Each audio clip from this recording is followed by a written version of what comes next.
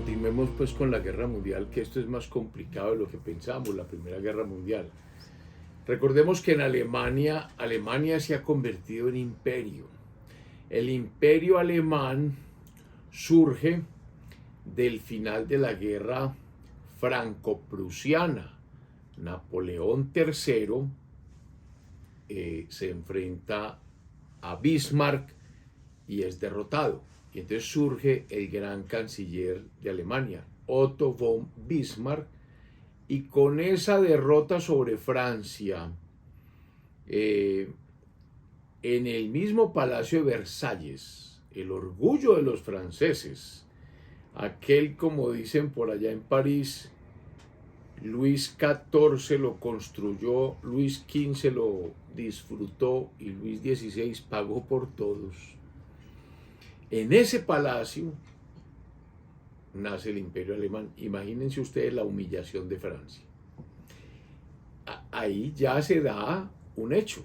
No podrán vivir juntos jamás franceses y alemanes.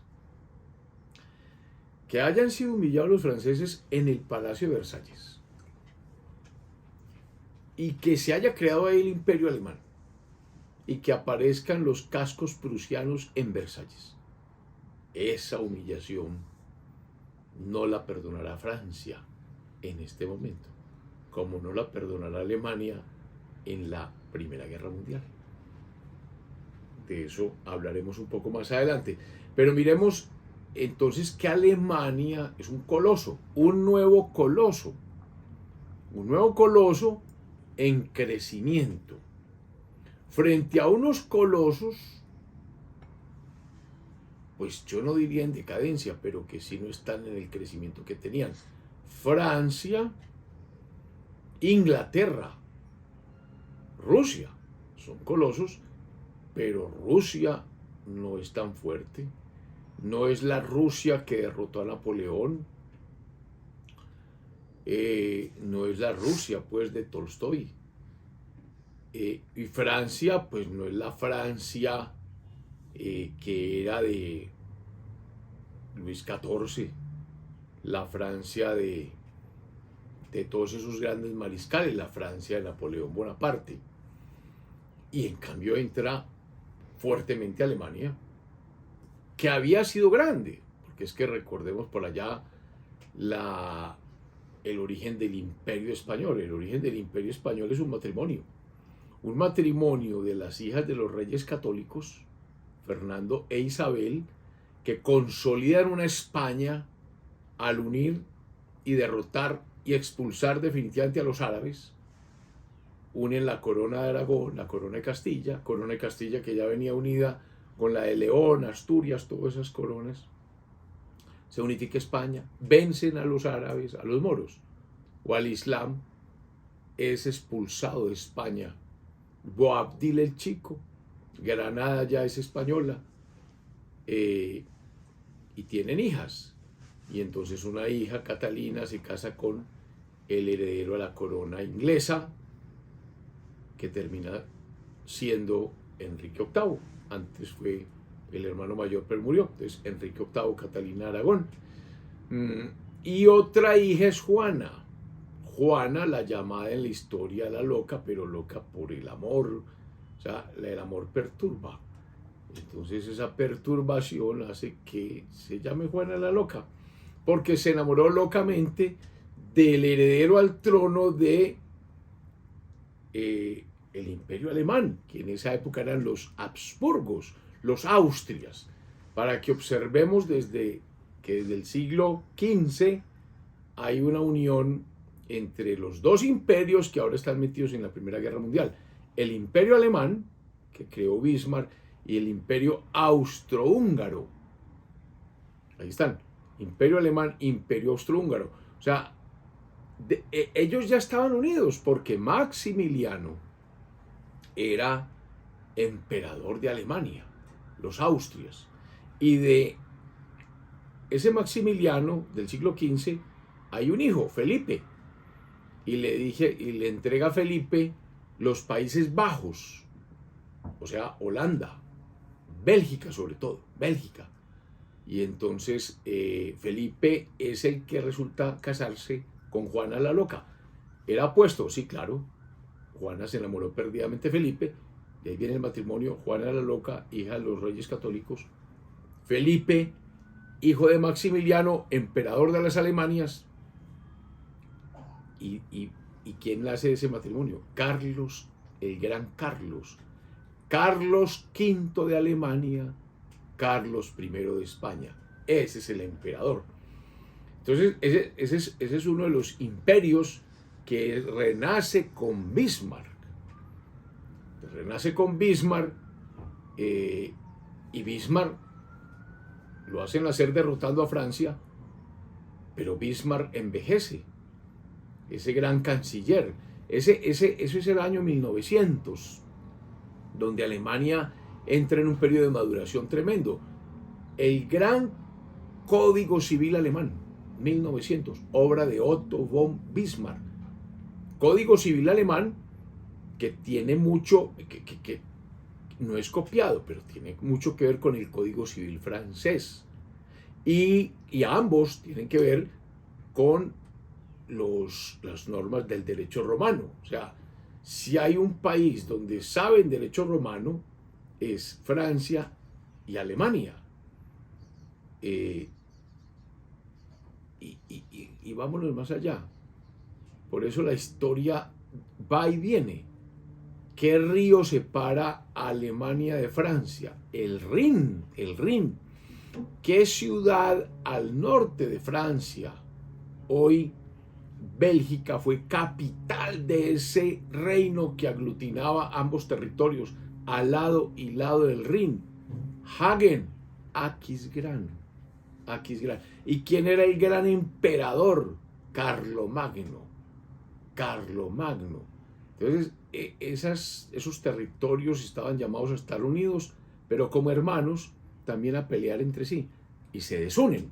Entonces, eso es lo que pasa en esta época, en 1914, cuando se desata la Primera Guerra Mundial y hay un tremendo enfrentamiento. Enfrentamiento que ya venía desde Napoleón, porque Napoleón también se había enfrentado. Napoleón era francés, crea el imperio francés y avanza sobre Prusia, reino de Prusia, hoy Alemania, porque desde Prusia es que Bismarck vuelve a montar el imperio alemán, y puso en serios aprietos a Austria.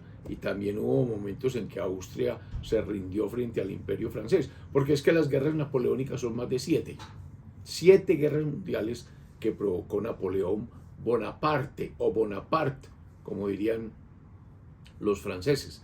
Entonces, este es un tema de nunca acabar. Yo diría que comienza desde Carlomagno, y que con los reyes católicos también hay divisiones, porque fíjense que en la época de Carlos V entonces logra la corona del imperio alemán, la corona española, Carlos V es el mismo Carlos I, ¿y quién tiene en la mitad? Francia. Ahí está, en la mitad está Francia, el famoso Francisco I de Francia, y hubo guerras entre ellos. O sea, este es un territorio que no es pacífico, que es complejo. Inclusive cuando uno visita el Rin y la zona de la Lorena, Metz, esas ciudades, a uno le dicen, pues, hoy es de Francia, mañana quién sabe, porque depende del vaivén de los intereses políticos de la historia. Lo cierto del caso es que ese imperio alemán está pidiendo, en 1914, un protagonismo, y las otras potencias no se lo quieren dar, no se lo quieren reconocer. No se lo quiere reconocer Francia, enemigo mortal. Inglaterra, que siempre está como pendiente. Ella sabe que ella es un imperio marítimo, que eso es un problema de dos territorios terrestres por naturaleza, Francia y Alemania. Pero ella sabe que donde se ponga ella inclina la balanza. Sí, eso viene desde Enrique VIII. Enrique VIII dijo siempre: yo soy el fiel de la balanza. Si me pongo del lado de España, España gana. Si me pongo del lado de Francia, Francia gana. Si me pongo del lado de Alemania, Alemania gana. A eso jugó o ha jugado siempre Inglaterra. Entonces se crea ese imperio, el segundo Reich, el segundo imperio alemán. Agregamos otro tema importante. Fue tan importante este tema del Código Civil alemán que la gran o la última gran escuela del derecho surge ahí. Los pandectistas, Winscheid, los pandectistas, que son los que siguen los pandectas, o sea, el digesto de Justiniano, porque Alemania hizo parte del imperio romano. ¿Cuál fue el problema? La llegada al trono del Reich de Guillermo II. Guillermo II llega al trono de Alemania. El título que él asume ya es el de Kaiser. Y otra anotación importante: ¿qué significa Kaiser? No es el nombre de un perro, porque uno escucha a veces esos nombres: Kaiser, Joffrey, Trotsky, y esos son personajes importantísimos de la historia. Kaiser es el título del emperador alemán en la Primera Guerra Mundial. Joffre es un general francés de la Primera Guerra Mundial. Trotsky es el gran pensador comunista que va a Rusia, o que está en Rusia y hace la revolución bolchevique. Trotsky. Entonces, Kaiser, ¿qué significa? Kaiser significa César, para que vean la relación. Kaiser en alemán significa César. Zar en ruso significa César. Miren todos los nombres que recuerdan, que hacen ver que siempre estuvo el Imperio Romano ahí, alumbrando, iluminando todos estos desarrollos históricos de estos grandes territorios. Muy bien, pero hay otro problema. Esa llegada de Guillermo II, lo primero que hace Guillermo II, en medio de su petulancia, en medio de su soberbia, es él sabía que el gran hacedor, el artífice, el sitio donde estaba apuntado el imperio alemán es Bismarck, pero él lo hace a un lado. Saca al anciano general y lo saca del poder, lo margina. Ahí fue el problema. Ya Bismarck el Kaiser Guillermo II empieza a gobernar con otras personas. Ya la prudencia de Bismarck, este gran inspirador del Segundo Reich, ya no está. Ya son nuevos, pero al mismo tiempo aparece un partido político en Alemania creciendo, el Partido Socialdemócrata. Fíjense que los temas sociales en Alemania empiezan a estar en el orden del día. Y la democracia, o sea que ya no se quiere tanto ese imperio con ese nombre, y el Kaiser ve amenazado su entorno por este partido político que logra las mayorías en el Reichstag, que es el Congreso alemán. Pero entonces ahí hay un conflicto, porque se enfrentan este partido político con ideas socialdemócratas con las realidades políticas de tener un Kaiser y unos militares muy cercanos al Kaiser. Ahí hay un verdadero problema que no es fácil de resolver. Inclusive Woodrow Wilson, que era presidente de los Estados Unidos por estas calendas, llegó a decir que el pueblo alemán no fue responsable de la Primera Guerra, sino las clases superiores de la sociedad alemana, que Woodrow Wilson calificó como, comillas, palabras de Woodrow Wilson, pandilla militar, que estaba cerca del Kaiser. Ahí está el problema. Entonces, por eso se dice, quizá Alemania no quería la guerra, pero la habían hecho inevitable con sus posturas, según Wilson. arrogantes, desafiantes y extremas, porque quería hacerse un lugar en la historia de Europa al lado o por encima de Francia. Ya veía a Francia decadente. A Inglaterra siempre le tuvo respeto, pero no le tenía miedo a enfrentarse. Y a Rusia también la veía ya decadente. Dice, ellos eran los que... Y eso fue, yo creo que este tema de soberbia fue uno de los temas que hace surgir esa Primera Guerra Mundial como todos los temas. Gran Bretaña se prepara. Acabamos de decir que Gran Bretaña era un imperio marítimo, por lo tanto tiene que cuidar son el mar, su mar. Gran Bretaña tiene la India. Recuerden que la India es inglesa y la India está en Asia. Y entonces el mar es fundamental para comerciar con la India, para mantener el control con la India. Y entonces, ¿cómo llega a la India? Pues solamente hay un sitio, el Medio Oriente, el Canal del Suez. El Canal del Suez que une al Mediterráneo con el Mar Rojo. Y por ahí sale la India. El Canal del... O sea que ese Medio Oriente para Inglaterra es vital. Y volvemos a hablar de los estrechos y de las islas centrales. Por eso para Inglaterra es fundamental Gibraltar a la entrada del Mediterráneo. Por eso es inglés. Y por eso no lo devolverán nunca, a pesar de que protesten todos los españoles. Gibraltar es inglés, por eso Malta es inglesa y no la devolverán nunca. Y está en la mitad, entre la isla de Sicilia y el norte de África. Ahí está Malta. Y Medio Oriente. Inglaterra, como está más cercana a Francia y a Rusia, tiene que concertar con Rusia porque ellos ven que los enemigos son los imperios centrales. El imperio alemán, el imperio austrohúngaro y el imperio turco-otomano. ¿Y quién controla los estrechos al Mar Negro, del Mediterráneo al Mar Negro? Los turcos otomanos.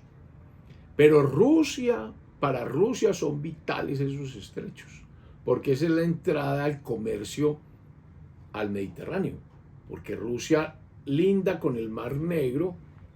Por eso es tan importante la península de Crimea. Por eso fue lugar de guerras. Partes de la guerra franco-prusiana se libraron en Crimea, guerra de Crimea, y por eso hoy es el problema de Ucrania, porque Ucrania está ahí, sobre el Mar Negro, en el camino a los estrechos, el estrecho del Bósforo, estrecho de los Dardanelos. Entonces, ¿y qué isla hay abajito ahí en el Mar Egeo?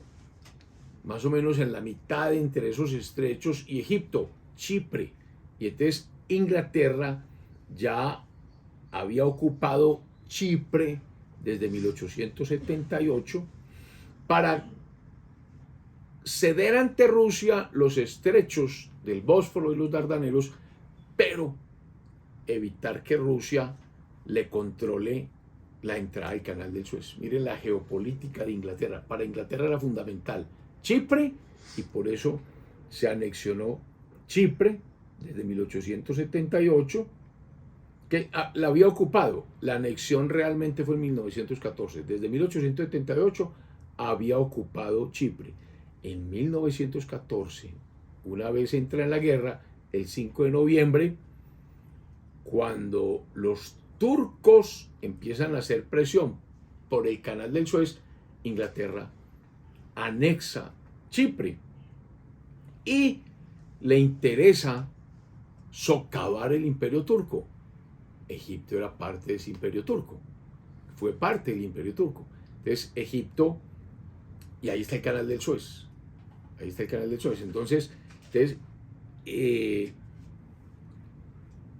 el 17 de diciembre de 1914, Inglaterra proclama a Egipto como protectorado, depone al sultán Abbas II y coloca un gobernante más dócil, el príncipe Hussein Kemel, y así controla todas estas comunicaciones. Y hay un tema también súper apasionante y más importante, y es, ustedes de pronto han oído un libro, una película que se llama Lawrence de Arabia.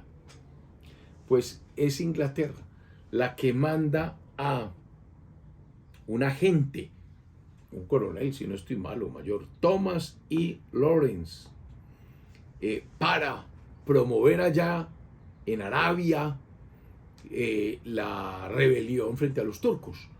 O sea, esto es un tema todo de geopolítica. Y también por eso hay un político muy importante en Inglaterra de apellido Balfour, Mr. Balfour, y viene una declaración, la declaración Balfour, donde dice que Palestina, Medio Oriente, es el lugar para los judíos.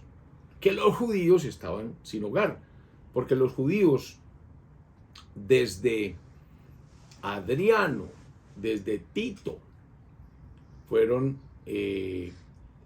digamos que dispersados por todo el continente europeo y asiático por los romanos, porque los judíos eran un pueblo difícil.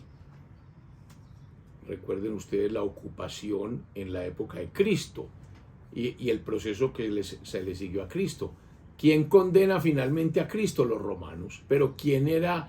Pero los romanos reconocían que había un poder, digamos que de policía de los judíos. Por eso se hablaba de Herodes judío a Pilatos, gobernador. Entonces, estaban dispersos y dice los ingleses, los judíos deben tener un hogar. Eso hay que reconocerlo. ¿Dónde? Pues, ¿dónde está Judea? ¿Dónde más van a poner los judíos? ¿Dónde está Judea? ¿Dónde está Jerusalén? Y eso está ahí en el Medio Oriente. Declaración Balfour. Entonces, desde 1914 ya se señala que los judíos van a tener lo que hoy es Israel. Y todo esto es en la Primera Guerra Mundial. Bueno, además es tan importante el canal del Suez, que es que recordemos que Inglaterra no solamente controla la India, sino que también controla Australia, el quinto continente, ¿cierto? Europa, Asia, África, América y Australia. Eso es inglés. Eso es inglés. Entonces, ¿cómo llega a Australia? ¿Cómo comercia con Australia? Canal del Suez. Por eso es tan fundamental los estrechos del Mediterráneo, la flota, y por eso tenía que enfrentarse. Y estaba súper interesada en acabar con un imperio, los turcos otomanos, que eran fuertes, sólidos, yo diría que desde Solimán, Bayaceto, hasta hacer caer Constantinopla. O sea, la derrota de Roma ya en 1453. Entonces la unión es Gran Bretaña, Francia y Rusia. Por ahí hay hasta películas de cine simpáticas. Anastasia, cuando yo veía Anastasia con mis hijas y recuerdo que la abuela reina hablaba de París. O sea, ahí había muy buenas relaciones entre Rusia y París, pero también había relaciones familiares entre el zar Nicolás II y Guillermo II, el emperador de Alemania. Entonces, un cruce pues, de intereses familiares, cruce que hace que los Balcanes, que están en la mitad, la península de los Balcanes, Grecia, Rumania, Bulgaria, Bosnia, Herzegovina, Serbia, Montenegro, Albania, Dalmacia, toda esta cosa, Macedonia, pues se vuelva de interés para todo el mundo, porque están en la mitad entre los turcos otomanos, los austrohúngaros, y también tienen al lado pues Italia, y al otro lado del Mar Negro pues está Rusia. Ese es un polvorín, y eso fue lo que pasó. También era muy importante garantizar que Rusia nunca hiciera una paz por separado con Alemania, porque Francia e Inglaterra vieron que Rusia no estaba fuerte, estaba débil. Es más, los que avanzaron en el frente fueron los alemanes. Los alemanes avanzaron hacia el este, los rusos no tuvieron esa capacidad. Y entonces hubo un tratado donde Rusia se comprometió a jamás firmar una paz por separado. Tratado que fue después violado. ¿Por qué? Pues, pero por un cambio de régimen. Porque Rusia cae en la revolución bolchevique. 1917. Esta guerra duró 4 años y medio. Del 14 al 18. Y finalizando viene la revolución bolchevique. Ya los bolcheviques pues mandan al diablo ese tratado con Rusia e Inglaterra, y hacen la paz con Alemania. Bueno, terminemos en el siguiente punto, porque también es importante dejar este precedente. Wilson, presidente de los Estados Unidos. Todavía Estados Unidos no entrará en guerra. Estados Unidos entrará en la guerra, pero al final, 1917, cuando ve que Rusia hace la paz, te dice, estos van a perder la guerra. O sea, y no pueden perder la guerra Inglaterra y Francia. Y ahí se mete los Estados Unidos de América. Pero Wilson ya está diciendo, oiga, ¿por qué se desató esta guerra? Dice, porque hay por tanto tratado secreto. Que si usted lo toca tal, yo entro. Que si usted lo invaden, yo entro. Eso hizo casi que inevitable la guerra.